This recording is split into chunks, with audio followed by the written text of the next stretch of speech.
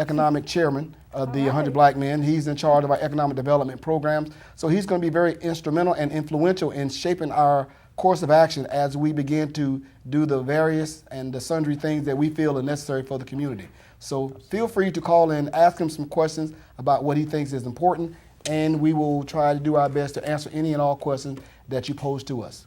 Today's show will focus primarily on the various discussions that we've had over the past few weeks.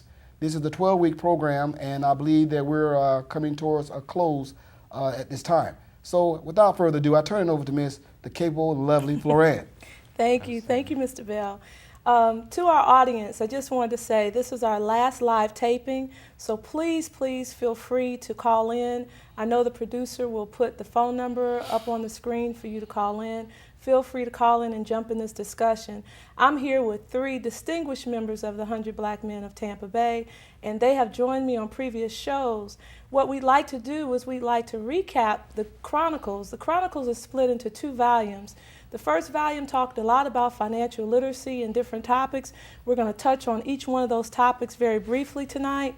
And the second volume of Chronicles talks about entrepreneurship.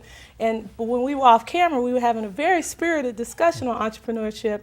We're going to touch on a few of those things in this discussion too. So, and let me warn you, these guys have not been, this is unrehearsed for them. So they're going to come in with their own knowledge. I know they're excited. They're not nervous about this, right? Because they're like, what's the show about? No, not at all. All right.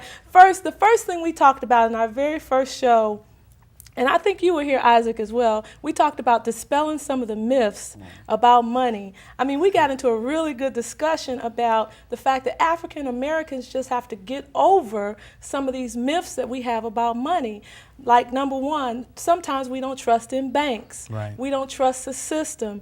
We feel like if I just work enough and have a little bit in the bank, as long as I can pay my bills, I'm okay.